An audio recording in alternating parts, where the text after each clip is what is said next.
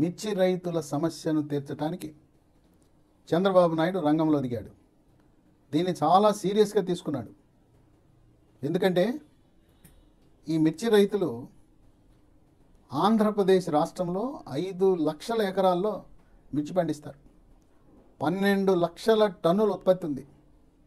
ఆంధ్రప్రదేశ్ రాష్ట్రంలో ఉమ్మడి గుంటూరు, ఉమ్మడి ప్రకాశం, ఉమ్మడి కర్నూలు, ఉమ్మడి కడప, ఉమ్మడి అనంతపురం, ఉమ్మడి కృష్ణా జిల్లా పరిధిలో ఈ మిర్చి పండిస్తున్నారు. ఆంధ్రప్రదేశే కాదు, తెలంగాణలో ఉమ్మడి ఖమ్మం, ఉమ్మడి వరంగల్, ఉమ్మడి మహబూబ్ నగర్, ఉమ్మడి నల్గొండ, ఈ జిల్లాల పరిధిలో ఈ మిర్చి అనేది పండిస్తున్నారు. ప్రతి సంవత్సరం 2020 గత సంవత్సరం 2024లో రేటు 20,000 పైన ఉంది. క్వింటాలు 20,000 పైన ఉంది. 22లో 20,000 పైన ఉంది. ఒకానొక సందర్భంలో క్వింటాలు 27,000కి వెళ్ళింది. ఈ సంవత్సరం 10,000. ఏదో టాప్ వెరైటీ అని చెప్పుకుంటే దానికి 12,000 ఇస్తున్నారు. అంటే సగం కూడా మార్కెట్ ధర లేదు. ఇక రైతులు గగ్గోలు పెడుతున్నారు. ఇదిలా ఉంటే ఈ వ్యవసాయ శాఖ అధికారులు ఉత్పత్తి వ్యయము ఎంత అంచనా వేసి చెప్పండి అని చంద్రబాబు నాయుడు చెప్తే, రైతులేమో క్వింటాల్కి 15,000 రూపాయలు అవుతుందని వాళ్ళ లెక్కిచ్చి ఎకరానికి 3 లక్షలు అవుతుందంటే, వీళ్ళు ఈ వ్యవసాయ శాఖ అధికారులు అనాలోచితంగా ఆఫీసుల్లో కూర్చుని, ఏసీ రూముల్లో కూర్చుని రైతులను సంప్రదించకుండా, క్షేత్రస్థాయిలో సమాచారం సేకరించకుండా వాళ్ళకి తోచిన విధంగా లెక్కలు కట్టి, లెక్కలు కట్టి వాళ్ళు ఇచ్చిన సమాచారం ముఖ్యమంత్రికి క్వింటాలకు 10,000 రూపాయలు ఉత్పత్తి వేయమని చెప్పి వాళ్ళు నివేదికను సమర్పించారు. చంద్రబాబు నాయుడు నిజమేనేమో 10,000 అనుకున్నారు.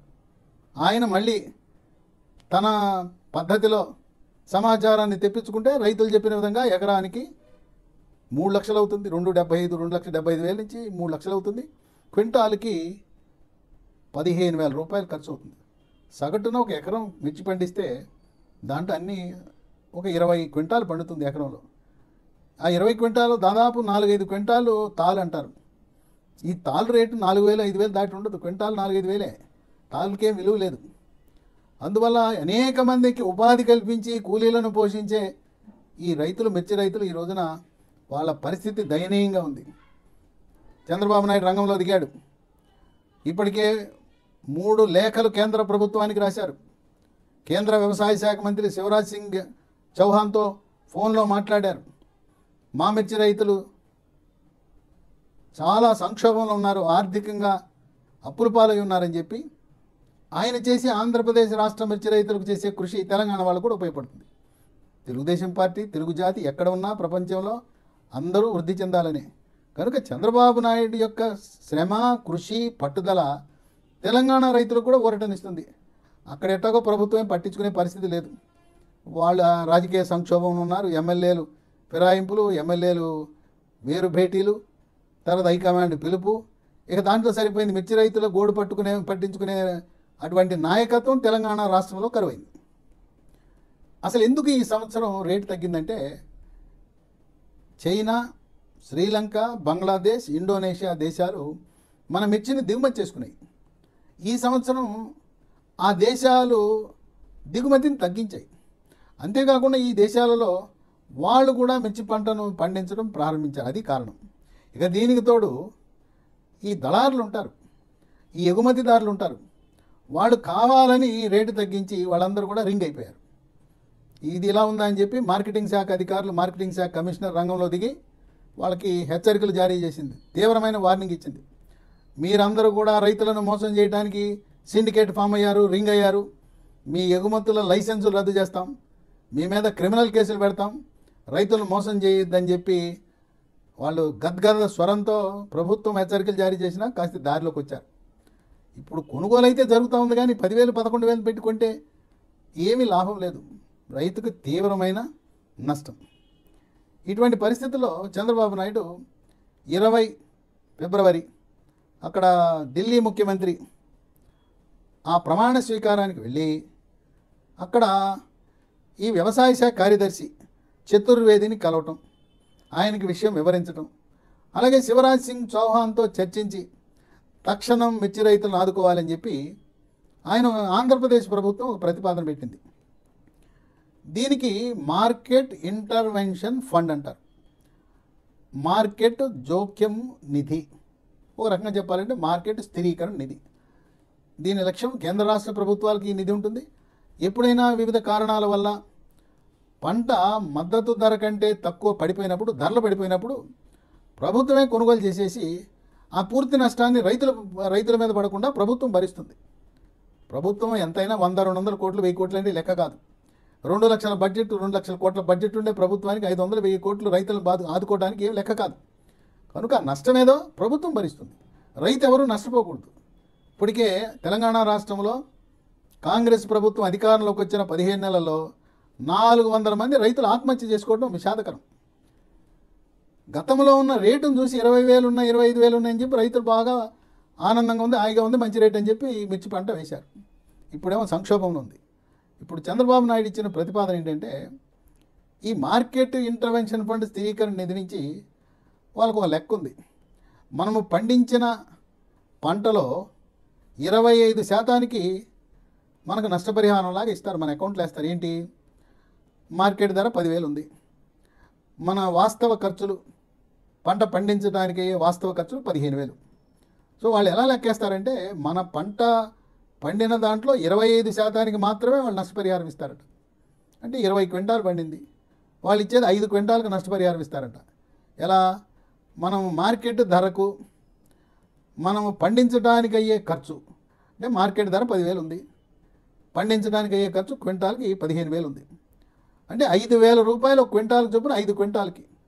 అంటే ఇప్పుడున్న నియమ నిబంధనల ప్రకారం కేంద్ర ప్రభుత్వము ఎకరానికి 25,000 రూపాయలు ఆర్థిక సహాయం మన అకౌంట్లో, బ్యాంక్ అకౌంట్లో, రైతు అకౌంట్లో వేసే అవకాశం ఉంది. ఇప్పుడు చంద్రబాబు నాయుడు ప్రతిపాదన ఏంటంటే 25% కాదు, నిబంధనలు సడలించండి, రైతు పండించే ఆ దిగుబడిలో 75% మీరు నష్టపరిహారం ఇవ్వండి.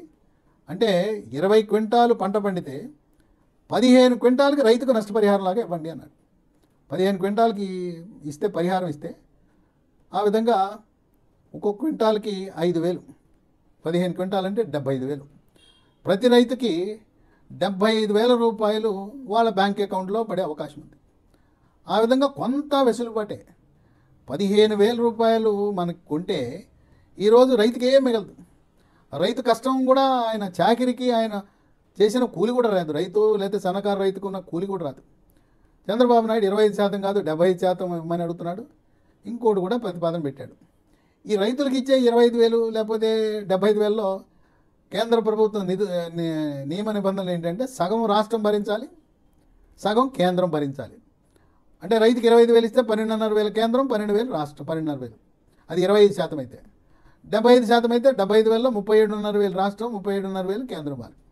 చంద్రబాబు నాయుడు కేంద్ర ప్రభుత్వం, కేంద్ర వ్యవసాయ శాఖ మంత్రితో ప్రత్యేక పరిస్థితులలో ఆంధ్రప్రదేశ్ రాష్ట్రము జగన్మోహన్ రెడ్డి దుష్ట పాలన, విధ్వంస పాలన, అక్రమ పాలన, అరాచక పాలన, అన్యాయ పాలన, ఆయన దానివల్ల ఇప్పుడు రాష్ట్రం అప్పుల ఊబిలో ఉంది. జీతాలు ఇవ్వడానికే మా కష్టకాలంలో ఉన్న పరిస్థితుల్లో మేము రాష్ట్రం ఇవ్వవలసిన 50% మేము ఇవ్వలేం, పూర్తిగా 100% కేంద్ర ప్రభుత్వం ఏదో ఒక ప్రత్యేక పరిస్థితులలో మీరే చెల్లింపులు చేయాలి అని చెప్పి కేంద్ర ప్రభుత్వాన్ని అభ్యర్థించారు. అది ఆమోదిస్తారు. ఏదైనా చంద్రబాబు నాయుడు జోక్యం చేసుకున్న తర్వాత అధికార గణం, మార్కెట్ అధికారులు, వ్యవసాయ శాఖ అధికారులు, అలాగే మిర్చి యార్డ్ అధికారులు, వాళ్ళలో చలనం వచ్చింది. తర్వాత అక్రమార్కులు, దళారులు, వీళ్ళు ఎవరైతే రైతులను మోసం చేయాలనుకుంటున్నారో వాళ్ళని కట్టడి చేయడం జరిగింది. ఇప్పుడు ఈ మిర్చిని రాష్ట్ర ప్రభుత్వ సంస్థ అయిన మార్క్ఫెడ్ కొనచ్చు, అట్లాగే కేంద్ర ప్రభుత్వ సంస్థ అయిన నాఫెడ్ కొనచ్చు. సరే, ఈ సంవత్సరం ఏదో తాత్కాలిక ఉపశమనమే, పెట్టిన పెట్టుబడి ఏదో దగ్గర వస్తుంది, కానీ రైతుకి ఒక్క రూపాయి కూడా మిగిలే పరిస్థితి లేదు. ఇది తాత్కాలిక ఉపశమనమే. శాశ్వత ప్రాతిపదికన మనకు మిర్చి రైతులకు భారతదేశంలో ముఖ్యంగా తెలుగు రాష్ట్రాల్లో వారికి నష్టం కలగకుండా ఉండాలంటే మిర్చి బోర్డు, ఆ మిర్చి బోర్డుని గుంటూరులో పెట్టాలి. ఎందుకంటే గుంటూరు మిర్చి యార్డ్ ఆసియాలోని అతిపెద్ద మార్కెట్ యార్డ్. అక్కడ పెడితే తెలుగు రాష్ట్రాల వారికే కాదు, భారతదేశంలో ఉండే మిర్చి రైతులందరికీ దీన్ని చిల్లి బోర్డు. ఇది చంద్రబాబు నాయుడు అనుకుంటే కాందేం కాదు.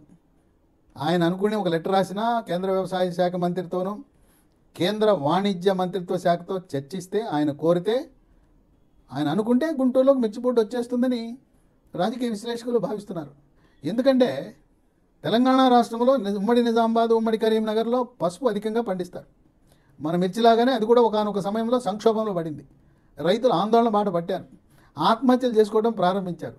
అటువంటి సమయంలో 2013లో పార్లమెంట్కి ఎన్నికలు జరిగినాయి. 2014 ఎన్నికలు, 2014లో పార్లమెంట్కి ఎన్నికలు జరిగినప్పుడు అక్కడ నిజామాబాదు ఎంపీగా బీజేపీ పార్టీ తరపున మాజీ పిసిసి అధ్యక్షుడు, మాజీ మంత్రి కుమారుడైన ధర్మపురి శ్రీనివాస్ కుమారుడు, రాజకీయాలకు కొత్త, బీజేపీకి కొత్త, ధర్మపురి అరవింద్, ఆయన ఒకటే ఎజెండా చెప్పాడు.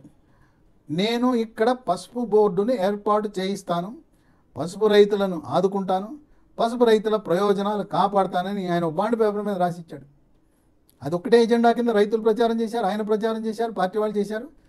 ఆ దెబ్బకు కేసీఆర్ ముద్దుల బిడ్డ కవిత నిజామాబాద్లో లోక్సభ సభ్యురాలుగా ఘోర పరాజయాన్ని చవిచూసింది. కొంత ఆలస్యమైంది అక్కడ పసుపు బోర్డు, జాతీయ టర్మరిక్ బోర్డు ఏర్పాట్లో. అయినా అక్కడ ఆయన ఒంటరి పోరాటం, ఆయనకి రాష్ట్ర ప్రభుత్వ సహకారం లేదు. మరి కేంద్ర మంత్రులు అక్కడి నుంచి ఉన్నవాళ్ళ ఉన్నారు, కానీ ఇంత ఒత్తిడి ఆంధ్రప్రదేశ్ రాష్ట్రం చేసే అంత ఒత్తిడి చేసే పరిస్థితి లేదు. అందువల్ల అరవింద్ దాదాపుగా ఒంటరి పోరాటం చేశాడు. ప్రధానమంత్రిని ఒప్పించాడు, అమిత్ షాను ఒప్పించాడు, జేపీ నడ్డాను ఒప్పించాడు, చివరికి సాధించాడు జాతీయ పసుపు బోర్డు. ఆయన సాధించగలిగింది ఇక్కడ చంద్రబాబు నాయుడు, జాతీయ రాజకీయాల్లో కీలకమైన వ్యక్తి చంద్రబాబు నాయుడు. అంతేకాదు ఉమ్మడి గుంటూరు జిల్లాలో గుంటూరు నియోజకవర్గం, పార్లమెంట్ నియోజకవర్గానికి ప్రాతినిధ్యం వహిస్తున్న వ్యక్తి డాక్టర్ పెమ్మసాని చంద్రశేఖర్ ఈ రోజున కేంద్ర మంత్రిగా ఉన్నాడు. ఆయన పరపతిని ఉపయోగించి, అంతేకాకుండా నరసరావుపేట లోక్సభ సభ్యుడిగా ఉన్న లావు కృష్ణదేవరాయలు, ఆయనకి పెద్ద పదవి ఉంది. ఆయన తెలుగుదేశం పార్లమెంటరీ పార్టీ నాయకుడు. ఆయనకి ప్రధానమంత్రి దగ్గర, అమిత్ షా దగ్గర, బీజేపీ జాతీయ అధ్యక్షుడి దగ్గర బ్రహ్మాండమైన పరపతి ఉంటుంది. ఓ పక్క పెమ్మసాని చంద్రశేఖరు, లావు కృష్ణదేవరాయలు, వీరిద్దరితో పాటు యంగ్ టైగర్ యువకుడు రామ్మోహన్ నాయుడు, కేంద్ర పౌర విమానాయాన శాఖ మంత్రి, వీళ్ళతో పాటు మన నరసాపురం పార్లమెంట్ నుంచి గెలిచిన శ్రీనివాస్ వర్మ. వీళ్ళకి కావాలంటే మద్దతుగా, ఎందుకంటే తెలంగాణ రైతులు కూడా బాధపడుతున్నారు కనుక, బండి సంజయ్, కిషన్ రెడ్డి, తర్వాత కీలకమైన స్థానంలో ఉన్న డాక్టర్ లక్ష్మణ్ ఎటువంటి స్థానంలో ఉన్నాడంటే, ఆయన కేంద్ర బీజేపీ పార్లమెంటరీ బోర్డులో మెంబరు, తర్వాత కేంద్ర ఎన్నికల కమిటీలో సభ్యుడు, ఉత్తరప్రదేశ్ నుంచి రాజ్యసభ సభ్యుడు, అలాగే ఓబీసీ జాతీయ అధ్యక్షుడు. 4 పదవులు ఉన్నాయి. ఆయనంటే ప్రధానమంత్రికి, అమిత్ షాకి ఎంతో గౌరవం. కనుక తెలుగు రాష్ట్రాలలో ఉండే కూటమి, ఆంధ్రప్రదేశ్ కూటమి మంత్రులు, మరి తెలంగాణలో ఉండే బీజేపీ సభ్యులు, లోక్సభ సభ్యులు, మంత్రులు అందరూ కలిసి ఈరోజు ఇరు రాష్ట్రాలలో ఉండే మిర్చి రైతుల ప్రయోజనాలు కాపాడటానికి మాకు కావాలి, జాతీయ మిర్చి బోర్డు కావాలి అని చెప్తే గుంటూరులో అది వస్తుంది. కనుక కేవలం ఈ సంవత్సరానికి ఏదో తాత్కాలిక ఉపశమనము కాదు, మాకు శాశ్వత పరిష్కారం కావాలి. మిర్చి బోర్డు వస్తే కనీస మద్దతు ధర వస్తుంది, నూతన వంగడాలు వస్తాయి, పరిశోధనలు జరుగుతాయి. ఈరోజు మరి రసాయన ఎరువుల మీద చాలా ఖర్చు పెడుతున్నాం. సేంద్రియ విధానంలో మిర్చి పండించటం, పురుగు మందులకే డబ్బు ఎంత అయిపోతా ఉందని చెప్పి చీడ పీడ లేని పరిశోధనల ద్వారా కొత్త వంగడాలను మిర్చిలో తయారు చేయటం, తర్వాత విదేశాలకు ఎగుమతి చేయడానికి కేంద్ర ప్రభుత్వ వాణిజ్య శాఖతో అనుసంధానము ద్వారా విదేశీ ఎగుమతులను ప్రోత్సహించటం.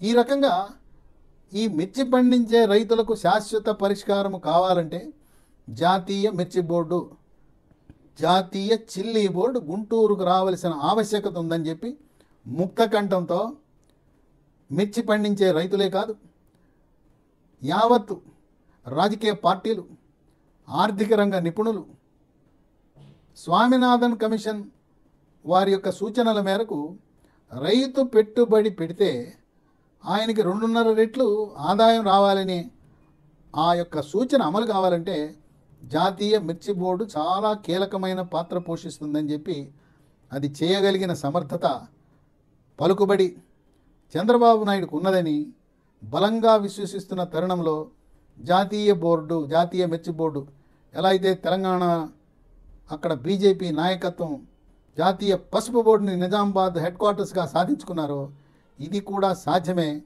కూటమి ప్రభుత్వము ఇది సాధిస్తే ఇక ఈ జిల్లాల్లో తిరుగులేదు. ఉమ్మడి గుంటూరు, ఉమ్మడి ప్రకాశం, రాయలసీమ జిల్లాలో మిర్చి రైతులు ఇక ఈ కూటమి ప్రభుత్వానికి బ్రహ్మరథం పట్టబోతున్నారు. 2029లో కూడా ఆంధ్రప్రదేశ్ రాష్ట్రంలో రాబోయేది కూటమి ప్రభుత్వమే. మిర్చి రైతులు అందరూ ఒక్క ఓటు బీరుపోకుండా జాతీయ మిర్చి బోర్డు గుంటూరులో వస్తే ఈ మూడు పార్టీలను పూలలో పెట్టి పూజిస్తారని రాజకీయ విశ్లేషకులు భావిస్తున్నారు.